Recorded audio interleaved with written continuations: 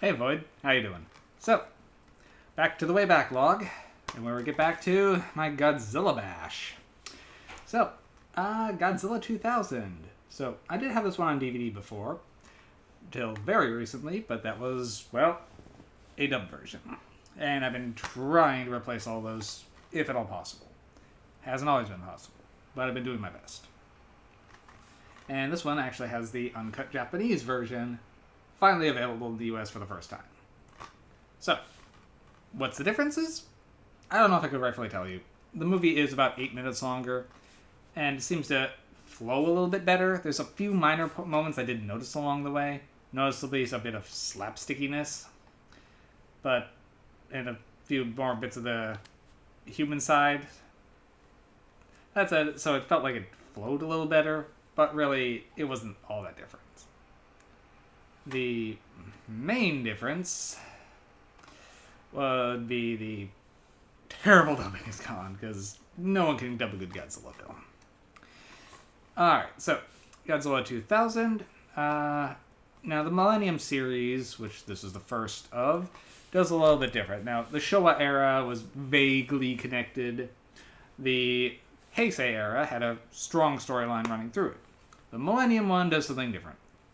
So, they keep the original 1954 movie in continuity. Then Godzilla 2000 happens. And then it goes back to zero with the the original Godzilla. Then it'll do the next movie. Back to zero again, with the exception of one two-parter. So, these ones are not really connected. Alrighty. So, Godzilla 2000 focuses around where, at this point, Godzilla is well-known, well-established.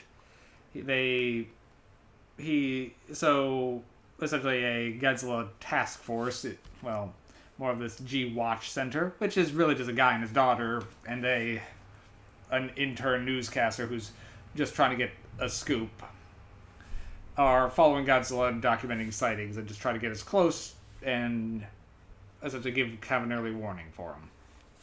So, this whole network is really just a guy and a daughter and some online friends that essentially do like a prediction network.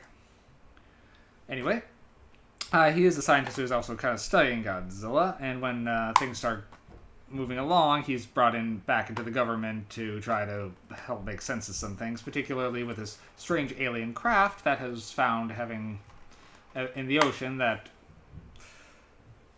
it seems to have hit in prehistoric times, but now that's being exposed to sunlight. Well, it turns out it's solar powered and is now recharging.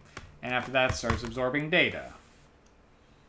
And seems to be trying to use energy from Godzilla to reconstitute a body. When it finally does, it ends up mutating into a horrible monster, and Godzilla gets into a slugfest with it. With the new monster, Orga.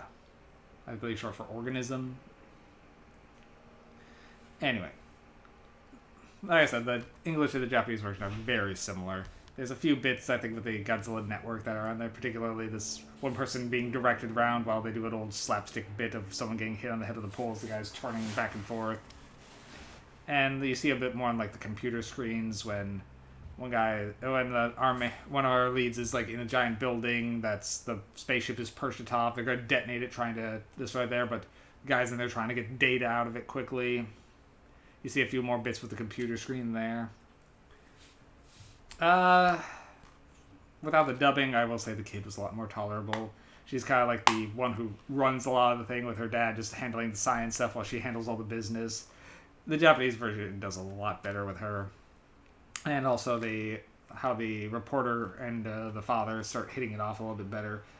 Without the awkward dubbing, it does move a lot smoother. That said, this one is an average Godzilla film. It's not great, but it's not one of the low ones, but it doesn't do anything that really sets itself too far apart. It tries introducing a new monster, which is always a dicey bet for Toho. The monster will later on kind of get some traction, but the first goes, it rarely pulls in new people who are just there to see King Ghidorah again.